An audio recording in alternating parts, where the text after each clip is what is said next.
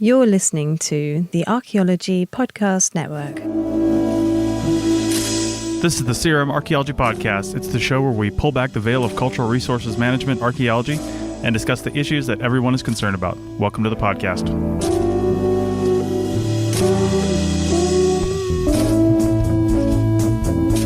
Hello and welcome to the CRM Archaeology Podcast, episode 155 for January 15th, 2019. I'm your host, Chris Webster. On today's show, Bill White and myself talk about the Me Too movement and other topics from 2019 Society for Historical Archaeology Conference in St. Charles, Missouri. So get ready to get inspired because the CRM Archaeology Podcast starts right now.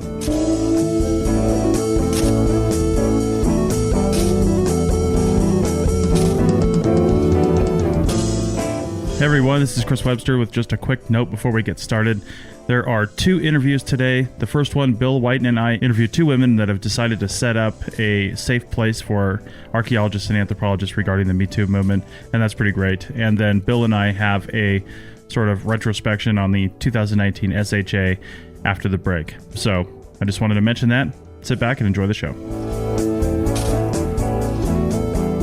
All right, this is Chris Webster, CRM Archaeology Podcast, and I'm sitting here with Dr. Bill White.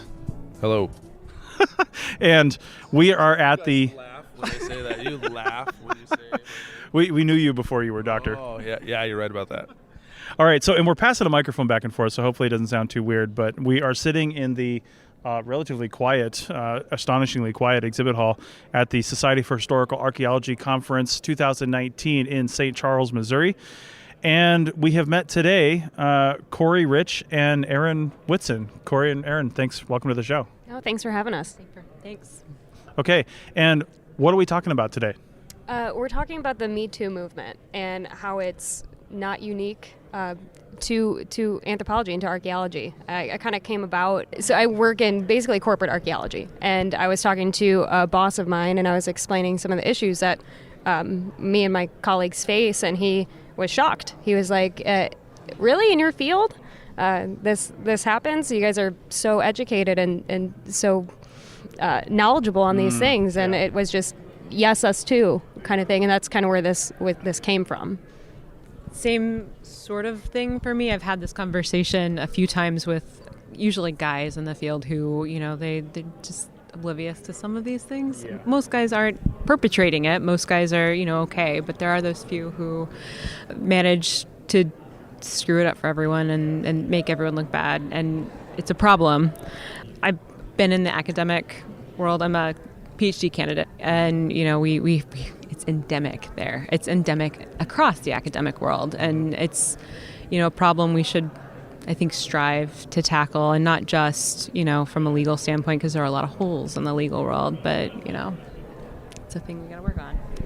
Okay, and so what have you guys put together to kind of help solve this problem? This is why we're talking about today. Yeah, so we were talking recently, and it's great that these conversations keep happening, but we kind of call it, you vomit on someone's shoes. You just say, here's the problem, and now it's your problem too, but no one has a solution on how to fix it. So we kind of developed this idea, like, what if we have a safe space? What if we have a place where people can go and talk about their, the things that are happening to them, whether it be in the work environment or at a university?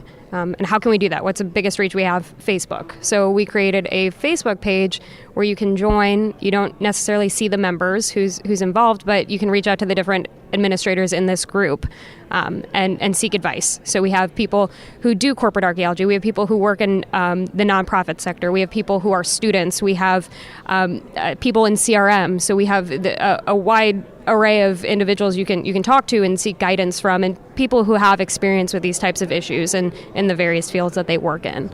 So are people allowed to just post openly in the group, or is it really meant to just interact with the moderators and have those private conversations? You're going to have the ability and flexibility to do what makes you feel comfortable. So I think our initial idea is that people probably aren't going to feel comfortable maybe posting for the general public for them to see. So private messaging is where I think a lot of this might come from. Now, myself, Aaron, and our other administrators will probably be the one posting, maybe post some questions, do some research, and tell people what's going on. What are the SHAs doing? What is the RPA doing? What are the different organizations doing? What are your options? What are the options if you're harassed at a university? What are your options if you're harassed at the workplace? And try and facilitate some of those things, but so people don't maybe have to ask them. So I guess this is a pretty complicated situation. And, as a man working in archaeology for a long time, undoubtedly there's no way that I can say that I haven't caused problems, right? Or done the kind of things that would make someone feel like they were being harassed, even though I have tried not to, right? So I guess my question, because it's happening in so many different ways, and as you mentioned, the way it's handled at a university is going to be completely different than the way that it's handled at a large corporation, or the way it would be handled at a government organization, or the way that it would be handled, at a small company, right? So I guess in your discussions with others, what seemed to be the problem that we're doing the most that's causing, harm, and how can we stop it? And then do you have strategies that we can, have you designed a situation so that individuals working for the Forest Service or whatnot can go to, HR folks within the Forest Service system who know the protocols and systems? I guess it's two questions. How can we be better archaeologists? And then, are you trying to be the person that helps these different organizations walk their way through this pretty complicated situation? Well, for the first question, how do you not be a problem in this situation? I think that, we all stick our feet in our mouth. So sometimes it's just accidental. It happens. Be self-aware of what you're saying as it comes out of your mouth, just as you would in dealing with anything in archaeology. You're talking about race, you're talking about class. Those things matter to people, and they have real impact in the world, just as sexuality and gender do. If you're wondering to yourself, again, Kate Clancy said this earlier, if you're wondering to yourself, is this something that, could affect someone, then it's probably something you shouldn't say. So don't say it, or, ask if it's appropriate. Don't just assume. The other issue, I think, with some of this stuff is that, it's not, she also mentioned, it's not just, sexual assault. It's not just about sexuality. Sometimes it's about opportunities where you are being treated differently. Sometimes it's about people who are in positions of power who make you question your sanity and whether or not you're imagining these things when they are doing things that really do constitute sexual harassment in the field of archaeology, making it harder for you to do your job as a woman, making you question whether you're capable of doing your job as a woman. If you see that as a man in the field, maybe step in, because again, some of those people won't listen to us. When we say, hey, no, that's not right, they chalk it up to, those old Victorian ideas of what women are. We're overly emotional, or, we're just making big things out of nothing. And it really is a big deal. But, it takes more than, one person to change something. It takes a group of people. So we'd appreciate any help from men in the field. And the same goes for men who are in this position too. Men are sexually harassed in the field. It doesn't happen as often as women. We know that, the LGBTQ community, they're also part of this conversation. We need to have these conversations with men, with people who don't identify as male or female, or, see their sexuality as something different than heteronormative ways of looking at the world, which is fine. We need to do better at listening, which is sad to say for anthropologists. We need to do better at acting, I think, in the field. Make us good people. Don't be a jerk is kind of the theme of this. I think some of it's not so black and white, like Erin was saying. I think a lot of it is power and that dynamic, that you have professors who make you feel like they're the people that are going to help you get that job. They're the people that are going to mentor you, and in a way, they can take advantage of that, right? So they can treat you a certain way. They can comment on how you look. They can tell you you're very pretty, or they can those types of things that are not appropriate. I mean, it's a good rule of thumb maybe not to comment on somebody's body, especially if you're in a position of of power. It shouldn't matter. And so I think oftentimes what I've seen is young females get male professors who are mentoring them and guiding them. And then these male professors are in that position of power, and they're taking advantage of these women in some way. Maybe not overtly that anyone would see, but sometimes it's psychologically, and I think it's mentally sometimes. And then in archaeology, you don't burn bridges, right? That's rule number one. It's so small. Well, wait, what? Because I think there's a few bridges I can't cross anymore. I was going to say, I think I might be stuck at this point. I think it's scary too for incoming students and not knowing. You don't necessarily know what's going on. So I think that's also kind of what this page is going to be about, is to create a network and create a community where these women feel empowered and get to be in connection with other women or other men who've experienced these types of things, and realize that maybe this professor or this boss or this person isn't going to tank your career. I've known people who have had grades withheld from them because they didn't succumb to the advances of their professor. So what will of course, the backlash from the community that this is happening against, right? Those individuals who did withhold grades are going to say, wow, this is just yet another witch hunt, right? So how do you combat it? Because I know in the anti-racism and diversity thing, that's a huge thing, well, we have one woman, so we're diverse, man. We're way more diverse than we were before. And just kind of like, well, yeah, I guess from 0 to 0.01%, you have increased diversity 2,000% if you want to split it that way, but you're way far away from where you need to be. So how are you guys going to be able to handle that kind of backlash, right? I think haters are always going to hate, right? You're never going to be able to please anybody. And I think the people that are going to stomp their feet and scream the loudest are really establishing themselves as they're the problem. And I think you're going to have that anywhere. You're not going to please everybody. Yeah. And I think being able to be empowered enough that you can't ignore that, and you feel like you have support around you, that it doesn't matter. People are going to not listen to those people throwing a fit. And part of the problem too is that, knowing that you're not alone in this situation. I mean, that was the power of Me Too, was suddenly all of these women at the same time started talking about this, and men are like, oh wow, what do? We didn't realize it was this bad. Well, it's just as bad in archaeology. It's just as bad across the board in sciences for women. Being able to talk to one another and say, look, I know this is a really awful situation. I know what you're going through. I've been there. I've done that. I've seen it. You're not alone. That's a huge thing. Okay.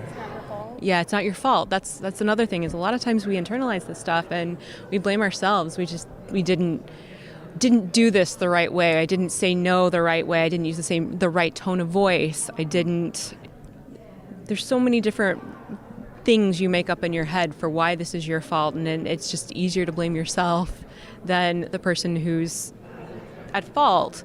And in some ways, I think our field encourages that, because they are the people in charge, and there's that pervasive fear of, oh crap, if I say something, this is going to ruin me. It's going to get out, and suddenly I'll be that person that is hard to get along with people, or that person who causes problems in the field. And whether it's in field work, in the lab, and when you're writing reports or things like that, anytime you're working with other people, you have that risk. And for those of us, women, for women of color, for LGBTQ, all of us are in that position where we feel sometimes that we have to defend ourselves and prove that we're not insane, we're not making this up.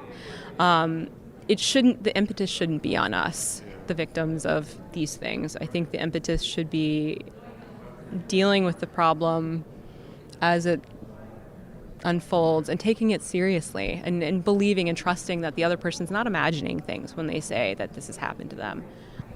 I got to comment real quick. Something you said really kind of made me think about my undergraduate experience.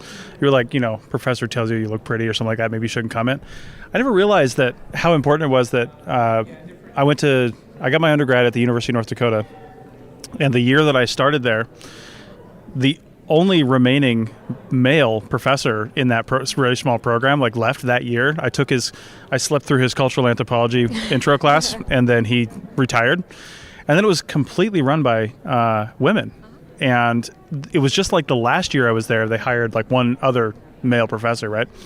So I went through this whole program, and I don't know, I figured it was just the way I looked. Not a single one of them told me I looked pretty the whole time. And no, that's a joke, but it's a statement about like the professionalism and just the different way that I guess the department was run that you don't really realize until stuff like this surfaces. You know what I mean? Yeah, definitely. And I think it's not just comments on how you look, but also as a woman entering the field, you get, well, how are you going to have a family? Yeah. What happens if you have kids? So I'm glad you said that, because it's not, I mean, I don't think anyone really thinks about it, but there is definitely extremely clear parental situations. And when a woman has a child and works in CRM, I've seen all kinds of things happen. That, as far as the discrimination, I haven't seen a lot of the, just straight up sexual harassment until a woman has a child. And then it's like, it's as if the management is deluding itself when it thinks that it's not holding that person's career back, when they are not, harming their potential. And like over the years now, after having done it this long, there's a lot of people who had families and kids, and they didn't end up moving up the corporate ladder. And pretty much it's because they refused to let them go into the field once they were a mom. And then, as they were pregnant, or as they were even thinking about having pregnancy, they started to discriminate immediately. And there was 1,000 ways they were able to hide it. If we're going to be in the desert, we might be out. She's going to have a baby and she'll have to be able to go and, be in the field, as if a man can't take care of the baby, right? So now, all these years later, I can't really think of very many people who are PIs that were women who started with me that are moms. So, you said something about explaining these experiences and making them open to other folks so they know that this has happened to them too. Well, how do we get those folks out of the way or limit their power and their ability to do that kind of stuff? And Bill has, 2 kids? Yeah. 2 kids, and did this How whole did thing. you make that work? So crazy. Yeah, so crazy. I didn't have to have the kids, right? I just had to help raise them, so I didn't have to make them. The cooking was all her. But there's a lady I think of right now. I was getting my master's at Idaho, and she was getting her master's at Washington State, and the two schools are about 8 miles apart, so the campuses share courses. So I took classes with her. She finished around the same time I finished my master's. She actually already had a couple of years of CRM experience before she went back for her master's, and I ended up going on to do CRM elsewhere, right? Then eventually we came to the same company, and we're working together at the same, at the same position title, but I was making more money than she was. Then she had another child, and there was another guy who was our same age. We all had the same experience level. They kept sending us out into the field, letting us get more and more opportunities to go on field projects where she had to mop up our poor work and our poor performance, fixing these, reports that were not getting bounced back from the client, doing the artifact analysis, mentoring the people in the lab and in the office, never getting sent out to the field. Then her child was old enough to go to school, and they were still kind of like, well, your child needs you. Her husband worked there in town and could have very easily done it. And I mean, I can definitely see late second trimester, third trimester, probably not a good idea to be digging in the desert. After that, though, it's kind of, she should be given back the same position in title and role. Well, this lady, there was no provisions made for her to pump breast milk and have that available. There was no place for her to keep the breast milk, so she ended up having to put her baby on formula to be out in the field. Like, there was 1,000 things that happened. Now here we are all these years later, and she's still working in CRM and probably close to a PI, but even still. And her husband has been doing the best that he can and has fully been there for her. Just the company doesn't give her the same opportunities. Yeah, I don't think I have a great answer for how to fix that other than to continue to talk about it and make people aware that these things are happening. And I think just staying in people's faces, and my hope is that eventually all those people will die. Yeah, I keep hoping that they'll die as well. But the other thing I think is a solution is working for a woman-owned company. I actually prefer to work for not these woman-owned companies that were a guy who started a company and now gets to set aside by signing over half of the company to a woman, usually their spouse. I'm talking about one who was women who started a company and are running it. Some of the best projects I ever had were working for companies that women started. That was actually advice my advisor gave to me in grad school was, if you want to get in CRM, try and find that. And it was in an attempt to avoid some of those things that I think she foresaw happening. And I think in a way to protect me and my other colleagues, and just, seek these things out because it might be a safer place for you as a woman. And so I think even that ideology is kind of scary too, to think about, that we have to seek that out because that's a safe place for us. Yeah. Well, and I mean, the problem is not just CRM. One of the courses we had at one of my universities, we had a issues in anthropology course, and one of the last days in class, the thing that the professor would talk to us about is, look, if you're interested in going into academia at all, just get used to the fact that you're not going to have children, and if you are, you're going to be punished for it. Yeah, I don't know. You will be punished, but there's no good or bad time to have a child. You just have a child when you're supposed to have a child. So, and it shouldn't matter what your gender is, though. If you're a parent, it takes two if you're in a relationship. Yeah, I know, but a lot of men don't. Well, It's two, but there's kind of really only one person doing a lot of the work in some situations. And it really is a culture of the workplace too. Like my wife is here at the conference, and we just spent Christmas at her sister-in-law's house in North Carolina, and I keep saying her sister-in-law. She's actually telling me, no, it's my sister-in-law. It's her sister. I don't know why I can't get that straight. Anyway, I don't have a sister. Anyway, my sister-in-law's house, she had her first child, and her business gave her, I think she had a month. We were saying like a month of like PTO, but she also had like 3 months of maternity leave. Like 3 months. And she had the baby in October, I think, or September. And she just went back to work after the first of the year and got to be there with her child at full pay for 4 months. That's unheard of. I was going to say, when we had my kids, we had to save the whole 9 months so that I could take a month off. And my wife had, I think, 50% salary. So she took, I think for my son, she took actually 3 months off, and then I took a month off. And then for my daughter, she took 2 months off, and I took another month off. But I was getting no pay. I took FMLA. There is no such thing as paternity. That's another huge problem, probably for another podcast. That's a big issue there.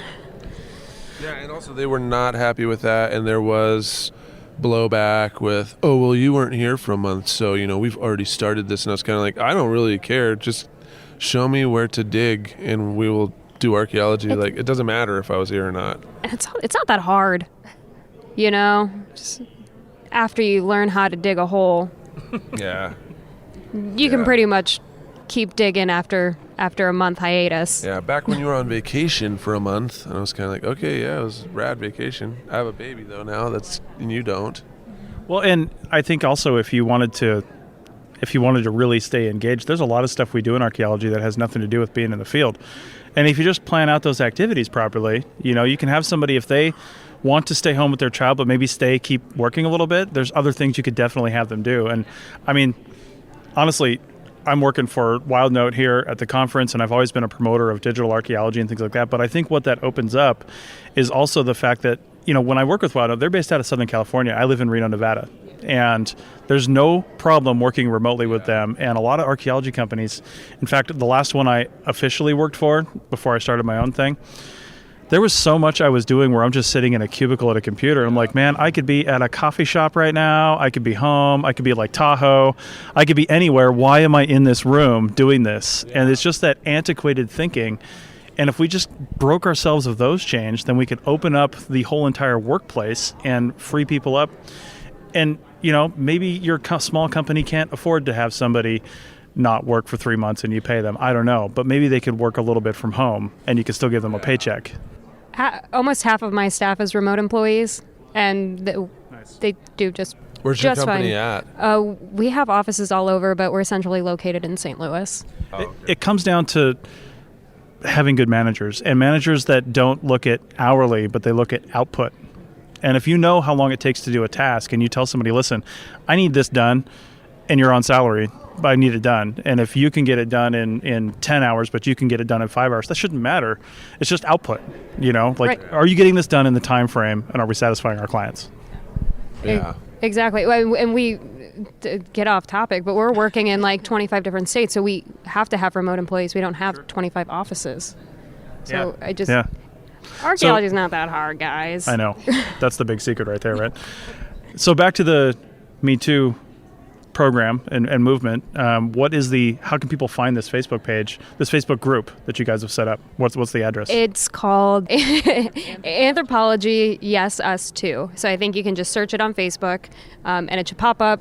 You can request to join, and we can start the discussion. We can start helping where we can, and I hope that we can eventually grow it and have some people all over the country. We have a few people in the Midwest. We have someone who does CRM all over the place, and then we have some people out on the East Coast. So even if people want to meet up, if people just need advice from somebody in the same general region, in the same general area, the laws and things are very different across the country too. So even seeking advice in that, and we're not lawyers, but we can help you, do some of the legwork. Maybe just having somebody to talk to and bounce ideas off of, I think, is just half the battle. Just knowing someone is there to listen is nice. And I'll make sure I find the link for sure and put that in the show notes. So if you didn't write that down, arcpodnet.com/CRM Arc Podcast, and search Me Too, and you'll find it if you're listening to this years later. And the other thing I will say is I think this really opens up, you mentioned RPA earlier as one of the organizations, because I've interviewed a number of people who have led the RPA in the past, and I'm always curious really about the grievance procedures, because that's kind of one of the fundamental aspects of the RPA, right? And one of the first people I interviewed, he's actually sitting right over there. He was a president at the time, and I asked him, I was like, wow, you guys must get a lot of grievances. How many people have you kicked out of the RPA or whatever for, violating these ethical principles? And he's like, only one that I can think of in the last 20 years. Yeah. And I'm like, wow, this is a completely 100% broken system. And how many grievances do they get, though? He said that it varies, but it's only a handful because people aren't using the system. And I'll tell you what, anybody who's doing anything that you could call this as part of the Me Too movement is definitely violating ethical principles of the RPA or any professional organization. Yeah. And people need to stand up and say, listen, you're not fulfilling the word professional in this organization, and you shouldn't be here. Right. So I think some of the problem with that is not everyone's a part of the RPA, especially in academia. Yeah. And I think a lot of offenders happen to work in academia. So you got to hope that they were in the RPA at the... That's scary. Keep an eye on your yeah. The danger's around the corner. My strategy of keeping the door locked and closed with the lights off isn't going to work all the way in our whole career? Probably not the best. Hiding hiding. Oh, I thought hiding was the way you survive. I mean, for some of us, maybe. Yeah. Right. Yeah, I don't know. I guess I probably shouldn't have gone down that line. All right. So, is there anything we didn't mention, Corey and Aaron, that you guys want to talk about just at the last couple minutes here? I mean, not really that I can think of. We definitely want to engage all communities. I think especially women of color are even more susceptible to this type of abuse and don't have a big enough voice. And so I think doing collaborative things with other communities and other organizations is going to help. And I think that was a huge press with this conference too, is just collaboration. And yeah. I get kind of jaded sometimes because I feel like we publish books on how to collaborate, but no one actually knows how to collaborate. And you can't really teach collaboration. You just have to go do it. It's like, how do you be a friend? Just, I don't know, don't suck. Yeah. It's probably true. So then the other, speaking of jaded and having a direction and everything like that, I'm one of the founding members of the SBA, and that didn't happen overnight, but over the years it was pretty clear that there needed to be their own archaeology organization. African American people needed their own thing. So do you think that maybe this might end up something like that? I mean, we would take any advice you can give us on how to do that, yeah, and we would love to work with them. So if you think that they would be interested in working with us on this, I think that would be a fabulous way to go with this. It can't just be us if we're going to tackle this problem. It has to be everyone, or we have some major issues. We have holes where this is not being fixed. All right, I have some ideas. Okay. Yeah, thanks, Corey, and thanks, Aaron. And again, check the show notes for the link to that Facebook group. And feel free to reach out to us here at the APN, and we can put you in touch with these guys and with the Facebook group and whatever else we need. So, all right, thanks for being on the show. Thank you so much. Thank you. Thanks for having us. Yeah.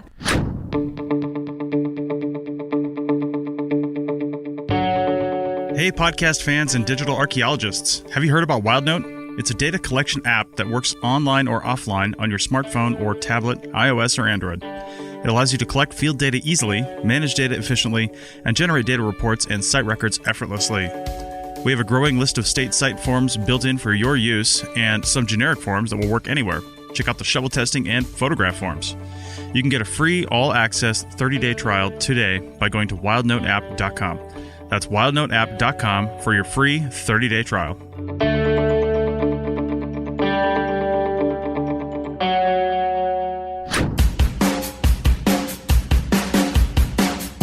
This network is listener supported.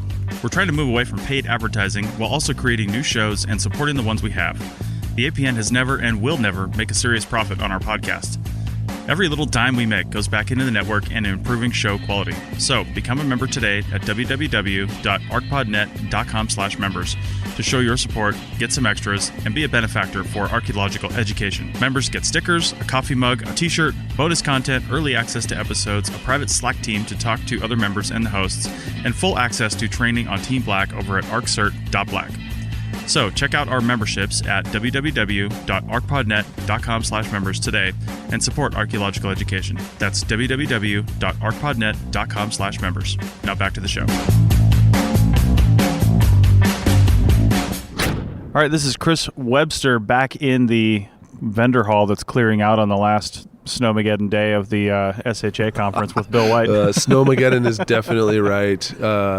Living in Arizona for a long time, snow ends up being that novelty that it's interesting because in Arizona they create this bubble snow, and then they'll create these winter wonderland events for us all to go and hang out in the bubble snow. So your kids, when they're little, oh my God, it's snowing. Exactly at 8:24, it will snow. And then they just make the snow all fall down and we drink hot chocolate and stuff because it's like 60 finally. Right. But here was actual snow. And so I just, when I was younger, I loved snow. And then even as an adult living in Idaho, I handled snow. And then when it actually was happening after 10 years and I was in town, I was kind of like, you know what? I kind of need an Uber from the hotel to my Uber, then Uber to the place I'm going, and another one to hold the thing so snow doesn't touch me and my feet don't touch snow. Yeah. I thought I would brave it in from the Airbnb this morning, and I did because I looked. Uber was $6 just the other day, and this morning it was $18. So I was like, I'm walking. So I walked in through the snowy sidewalks. So Snowmageddon too. We're not joking. It snowed anywhere from 8 to 10 inches. I heard 10 to 12 this morning. Oh, well, I'm just basing it on footsteps and how much snow is out there from about 3 o'clock until now. And it's until now. Lunchtime, noon, right? Yep. So it was kind of a Snowmageddon, and they kind of weren't really ready. But I'll give it to the Missouri Department of Transportation and all the people who own these, the hotel, apartment complexes nearby. They're doing a great job. They're taking care of business. All right. Well, let's talk about the conference a little bit. So, Bill, sure.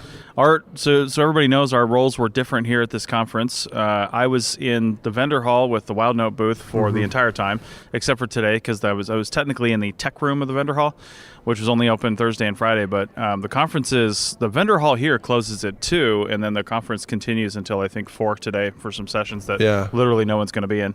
And which is too bad too, because I think there's some good ones. But I'm staying here. I'll be here. Yeah. So anyway, it's really clear now because it's interesting. This year's conference, so the SHA always has a problem with weather because it's in January. Yep. It's in Boston next year. It's 1 degree there right now. So, but it's in Boston next year. It's in Lisbon, Portugal the year after that. And maybe that'll be better weather. I don't know what it's like there in the winter. But years ago I went to, when it was in St. Louis in I think 2003 or something like that, and it was also another ice-mageddon where the plane was iced and like outside was 12 degrees, and then the ultimate kind conference in the planet Hoth, the Hoth system. Quebec City. Yeah. Quebec City. That's a legendary one. But usually it's already icy and snowy, and then we land there and we have to deal with it there. Yeah. This had actually snowed while we were here. Yeah, it was nice the first day. Yeah. So anyway, so we had that limiting attendance, at least for today, because I think a lot of people went home Tried early. to go home, Yeah, because a lot of people drove here because they were, it's a Midwest conference, so it's central to a lot of places. But then also, I've heard anywhere from at least 200 to probably twice that of government employees that aren't here because of the current shutdown. Exactly. Yeah, that's a whole thing that ends up being left out. What's too bad is a lot of times the NPS specifically, but then also Forest Service and BLM, but really the NPS, they have a presence and they will have sessions, and there's a lot of presentations about work that's happened this year. Nothing. Hardly any NPS stuff, hardly any Forest Service. None of them were here, they weren't allowed to be here. Yeah, because of the furlough rules. Well, could they have done it if they were paying themselves? Well, if they were paying themselves, they could have come, but they couldn't present on federal projects. Yeah. They could have just come to the conference, but it was probably too late. Even 20 days ago, when the shutdown started, to be like, oh shit, now I've got to get my own airfare and do all this and set up plane tickets. I mean, who could afford that? Totally. So, all right. Well, so like you said, I spent most of the time in the WildNote booth, and that's a really quick synopsis because we had some pretty good engagement over there. I think I've been to the SHA before from a digital archaeology standpoint when I was with Codify, and we had some engagement there too, but the SAA seems to be more of in line with what, maybe it's just because more people go there, but I was pleasantly surprised. I had a lot of people come over in the first 2 days, Thursday and Friday, and are interested in what we were doing, and we'll see how many of those people convert and call back and go for it. But good engagement this year. It's getting better every year. Yeah. Yeah. Well, I mean, I have a feeling that the word's getting out, right? You've only been saying it for 5 years, so. Yeah, exactly. I don't know how many more years, maybe in 5 more years, they'll be talking about, vintage archaeology using paper, right? But I know. Yeah. So, all right. So, what were some of the big impactful things you took away from this conference so far? Last year, I noticed that there was a really big focus on public archaeology. So what essentially is happening right now is the whole archaeology community is reacting to the populism and nationalism and the whole, it's not, I don't even think it's a conservative thing, because the government already had conservative elements before that were interested in cutting budgets and stuff. Now it seems like it's more of a kind of like sabotage government in any way possible, campaign. So archaeology is kind of still reeling from the fact that, a lot of our work comes under the NHPA. We're working under state guidelines and stuff. And in a lot of states and, across the country, the mechanisms to support that are broken, as we just talked about. The, public archaeologists, Forest Service and stuff aren't even here because, our budget is not, going through. We have the whole shutdown and everything. But even beyond that, there's still support, but no actual mechanism to execute archaeology at the national level, right? Because advocating for historic preservation benefits both conservative and liberal and everybody in between, right? And so when you talk to representatives, they're interested in that kind of stuff in their neighborhood, and especially when you start talking about how it's creating jobs or how it's saving money or how it's, bringing in tax revenue and stuff like that. So over years, archaeologists have gotten really good at pitching this to our local representatives. But now the actual system of, bureaucrats and individuals who, execute those commands are being stymied, like taken away, right? Yeah. So it can't function. You can go ahead and talk to your representative, but if the National Park Service isn't even operational, then who's going to actually, take care of that grove of sacred trees or whatever? Or you can talk to them about, saving things in your neighborhood, but if the actual compliance officer with the DOT hasn't been appointed by the governor or whoever's getting fund, or the FHWA funding hasn't actually been transferred from the central government to the state, then how is there going to be anyone to actually do what you're asking? Yeah.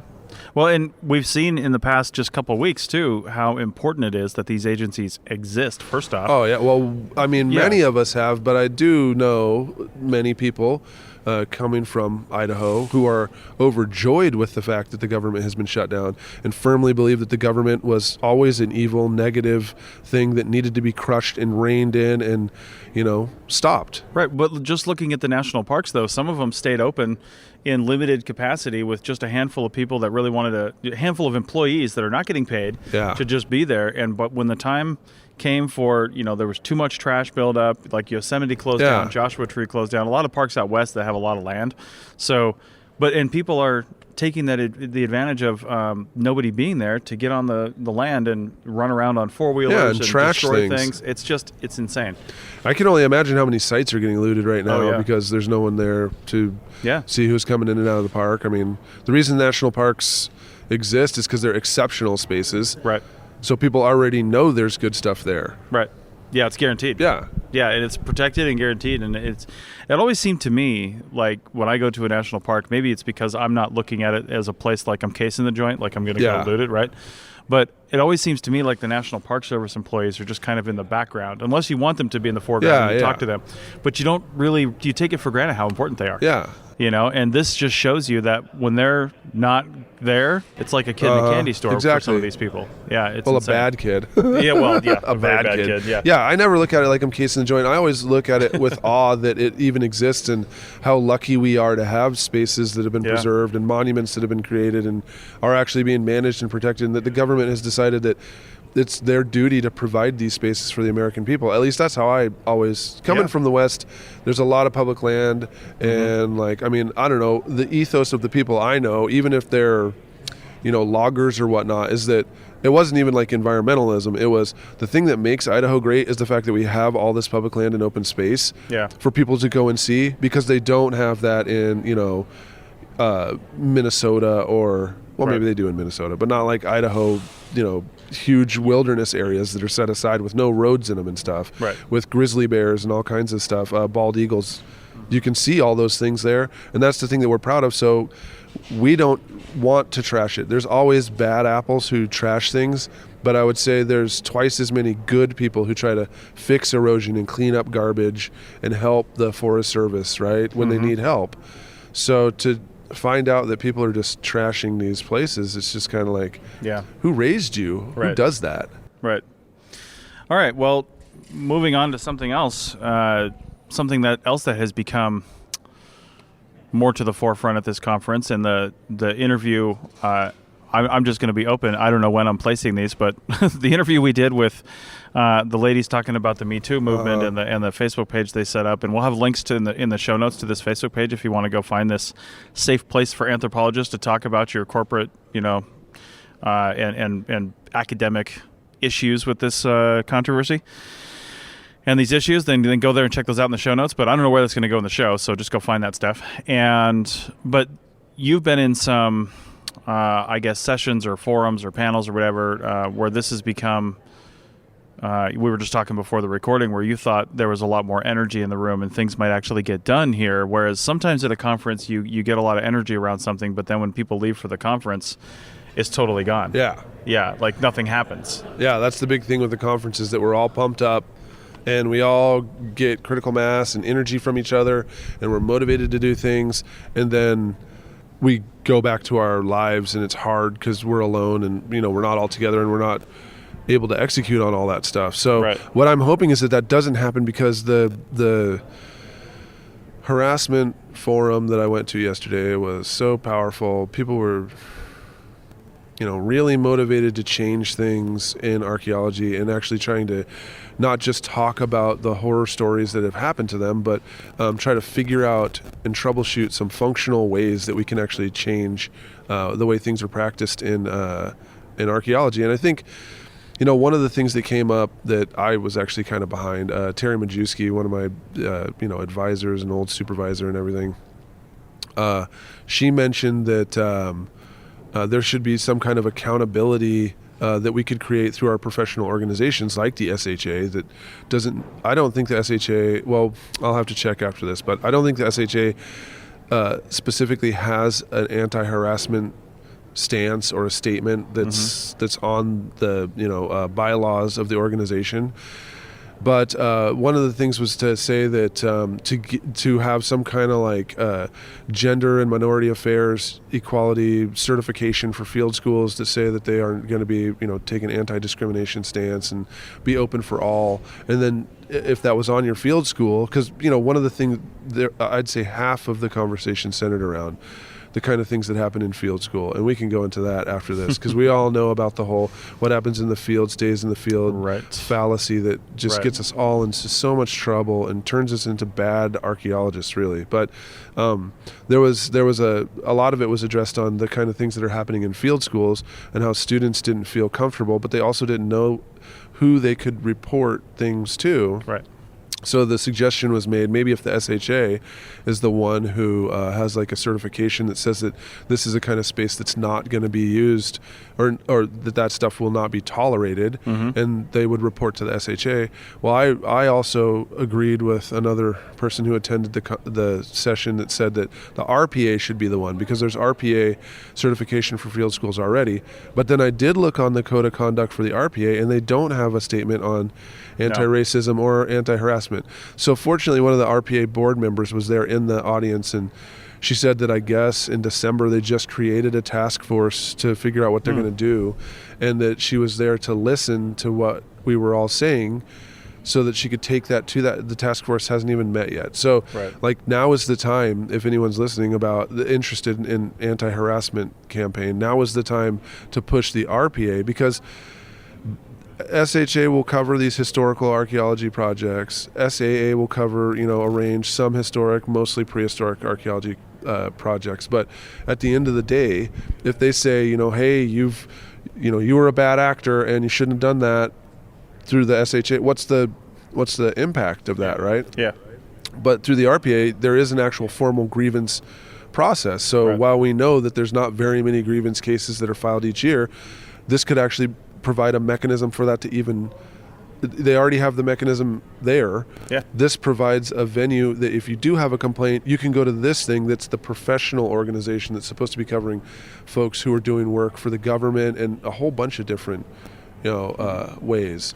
Well, and that's what I was thinking about when you were talking about all this. Like, all these big agencies, or organizations, they want to have some sort of thing in their ethics or their their philosophy or their regulations that say something about diversity and racism and harassment and things like that, but there's no accountability.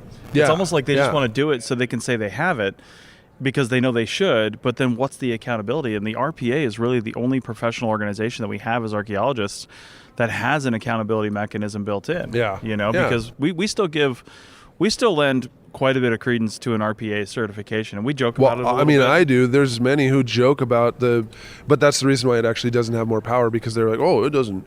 Well, I don't need to have RPA, and it doesn't do anything. Well, by you not being an RPA, you help water it down even more then. Well, and it's like you're a parent. If you didn't discipline your children, they wouldn't respect you. They wouldn't respect the rules. But because you actually discipline when they do something wrong, now they know that there's consequences to their actions. So if they started, I keep pointing over here, the current RPA president is sitting across from us. Who I actually like, by the way. I know. He's a good guy.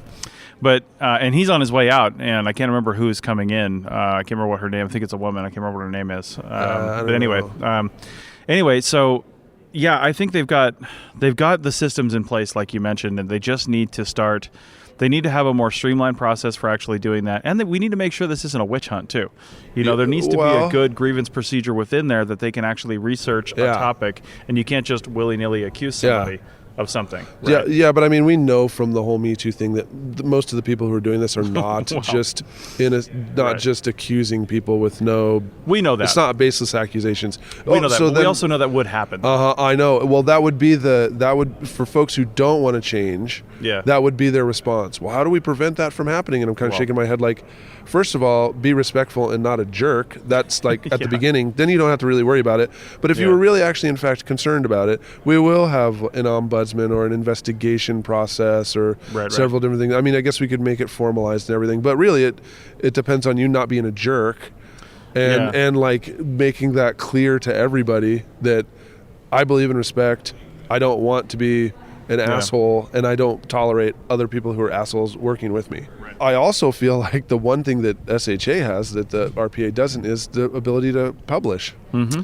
So if you get a negative verdict or they find you guilty of equal opportunity stuff and Title IX violations or whatever through the RPA, then the SHA just says, well, you can't publish in our journal anymore. And that's just one journal that's cut off from you.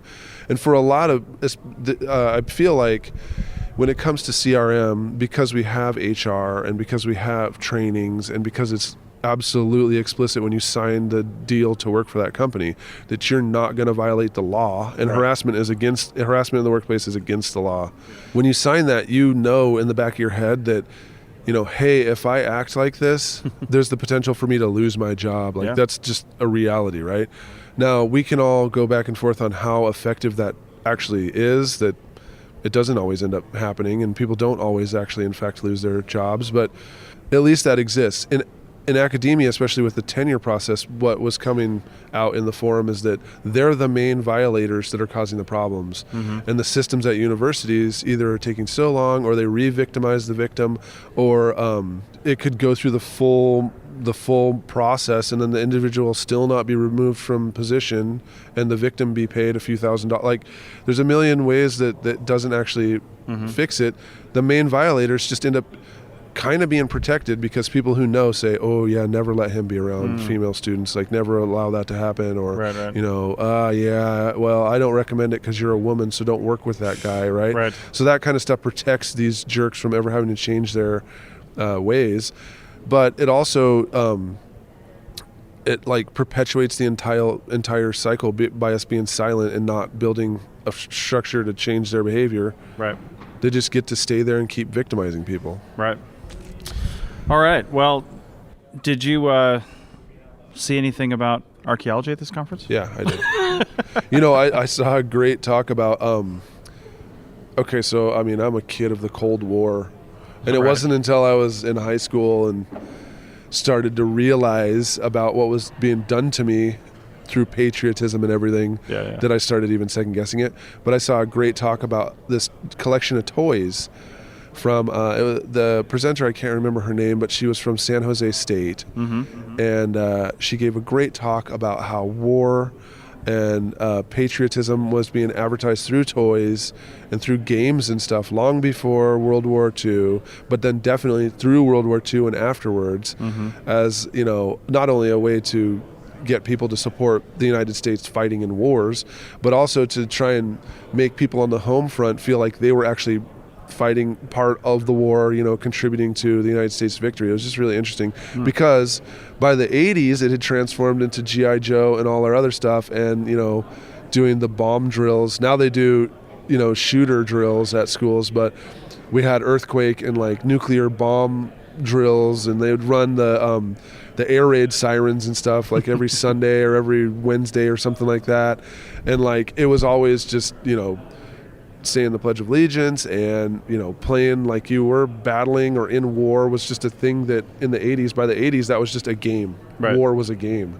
So it was interesting to see how toy manufacturers and other companies had sold that to people. I mean, there was toy soldiers before, but World War II, there was model kits for you to help identify enemy aircraft in case you heard airplanes flying towards your city and looked out, and you could identify whether that was an Allied or like a German plane or a Japanese plane. I was thinking, man, that is crazy. That's insane. It was a full machine.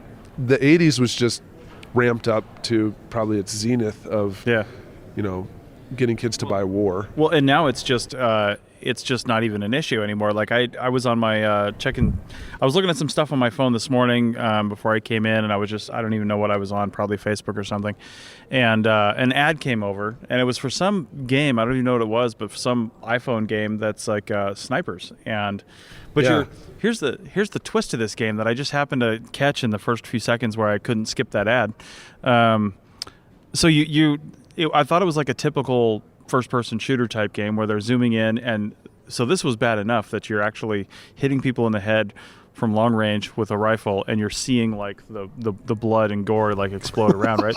But here's the twist. You're not shooting random AI characters. You're shooting other people who are playing in the game. And you're against each other, so they're representing somebody else that's getting shot. Jeez. So now we're conditioning people to say, well, it's okay to shoot other people. It's just their avatar. It's just their, it's just fake, and it's just getting worse and worse. Yeah, yeah, no joke. You're right. I guess actually it's not the zenith in the '80s. But I mean, there was I no. don't think we've hit the zenith yet. Yeah, I know. I never gave a second thought as to why the bad guys in all of them have a European accent. Like always, Right? like think of Star Wars. Yeah. They always have a British accent, but none of the good guys do. Right. None of the good guys sound like that. Nope. Yeah. Yeah, G.I. Joe and all of them, they always have some kind of Eastern European accent because that was the whole. It's foreign. Yeah. Yeah, totally. Yeah. All right, Bill. Well, I think that probably rounds out our episode for this time. I would like to say, if you guys see us at an upcoming conference, feel free to stop. We want to do some more interviews like this. We'll both be at the Society for California Archaeology Conference at the end of March. I'll be at the SAAs. I also will now be at the SAAs. Bill will be at the SAAs in Albuquerque. So definitely stop by. If you happen to be listening to this and you're going to the SCAs in Sacramento at the end of March, we'll actually have a booth there too for the Archaeology Podcast Network. So, cool. So check that out. And I'll be there at the Wild Note booth as well. So hopefully I'll be doing a little bit of double duty. What are you going to do? Clone yourself? And I know, right? So clone. I'm hoping some of the other hosts from the APN will be able to do some booth time at the APN booth. I don't know who those hosts are. I don't know who they are either. Hang on, let me put this microphone down. Yeah, right. Anyway, our next episode, if we get this done, because we never mentioned next episodes, but I saw it on our list today before we started, was a topic I pulled up from just the archives. I don't even know when we wrote this down, but it was basically, I thought it was topical because people should be right now, if you're listening to this, it's mid-January, you should be looking at new jobs, right? Yes. You should be getting your CV ready. You should be, putting out the feelers. And the topic headline was basically driving across the country for work. Ooh. And I just want to talk about, I don't even know where that conversation's going to go. I don't know either. Yeah, but I want to talk about that. That's what we're going to talk about next time. I don't think I've driven all the way across the country for work.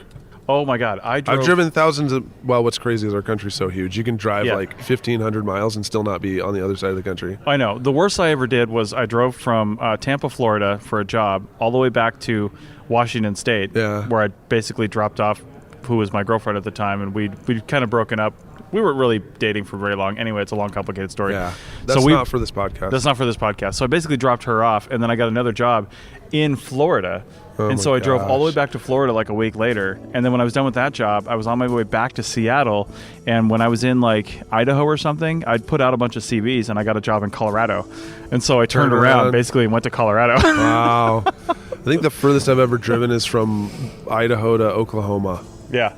Yeah. Which is no joke. I mean, that's pretty a serious far. drive. Yeah. So, all right. So that's going to be the next episode. And then the episode after that is our anniversary episode. We'll have been podcasting for about, I think it's 6 or 7 years at that point. So we're going to, I don't know what we're going to talk about, but if you have I don't either. If you have an episode you remember that you really liked, send me an email, chris@archaeologypodcastnetwork.com. Find our Twitter handles and socials on the website at arcpodnet.com/CRMArcPodcast. And send us a message and tell us either if you had a favorite episode, segment, former host. We've had a lot of hosts. Or something like that. Just something that means something you related to the podcast. That's what keeps us going. Sure. So, all right, Bill. Well, thanks a lot. And we'll finish up this conference. All right, bye. That's it for another episode of the CRM Archaeology Podcast. Links to some of the items mentioned on the show are in the show notes for this podcast, which can be found at www.arcpodnet.com/CRMArcPodcast. Please comment and share anywhere you see the show. If you'd like us to answer a question on a future episode, email us. Use the contact form on the website, or just email chris@archaeologypodcastnetwork.com. Support the show and the network at arcpodnet.com/members. Get some swag and extra content while you're there. Send us show suggestions and interview suggestions. We want this to be a resource for field technicians everywhere, and we want to know what you want to know about. Thanks to everyone for joining me this week. Thanks also to the listeners for tuning in, and we'll see you in the field. Goodbye.